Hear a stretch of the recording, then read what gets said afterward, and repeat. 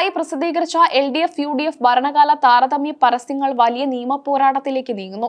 സർക്കാരിന്റെ നേട്ടങ്ങൾ വിവരിക്കുന്ന പരസ്യം പൊതുജനങ്ങളെ തെറ്റിദ്ധരിപ്പിക്കുന്നു എന്ന് ആരോപിച്ച അധ്യാപകനായ ഷിനോ പി ജോസ് ആണ് പരാതിയുമായി രംഗത്തെത്തിയത്. ഇൻഫർമേഷൻ ആൻഡ് ബ്രോഡ്കാസ്റ്റിംഗ് മന്ത്രാലയത്തിനും കേന്ദ്ര മുഖ്യ തിരഞ്ഞെടുപ്പ് കമ്മീഷണർക്കുമാണ് പരാതി നൽകിയിരിക്കുന്നത്. വായനക്കാരെ തെറ്റായ രീതിയിൽ സ്വാധീനിക്കാൻ ഈ പരസ്യങ്ങൾ ശ്രമിക്കുന്നുവെന്നാണ് പരാതിയിലെ പ്രധാന ആക്ഷേപം. ജനങ്ങളുടെ നികുതി പണം ഉപയോഗിച്ച് രാഷ്ട്രീയ പ്രചാരണം നടത്തുന്നത് ജനാധിപത്യ വിരുദ്ധമാണെന്ന് പരാതിയിൽ പറയുന്നു. സർക്കാരിന്റെ PRD വിഭാഗത്തെ രാഷ്ട്രീയ നേട്ടത്തിനായി ഉപയോഗിച്ചതിനെതിരെ കർശന നടപടി വേണമെന്നാണ് ആവശ്യം. LDF കൺവീനർക്കും ഇൻഫർമേഷൻ ആൻഡ് പബ്ലിക് റിലേഷൻസ് ഡിപ്പാർട്ട്മെന്റിനുമെതിരെ അന്വേഷണം വേണമെന്ന് പരാതിക്കാരൻ ആവശ്യപ്പെടുന്നു. മാർച്ച് 5-നാണ് പ്രമുഖ മലയാളം, ഇംഗ്ലീഷ് പത്രങ്ങളിൽ ഈ പരസ്യങ്ങൾ പ്രത്യക്ഷപ്പെട്ടത്.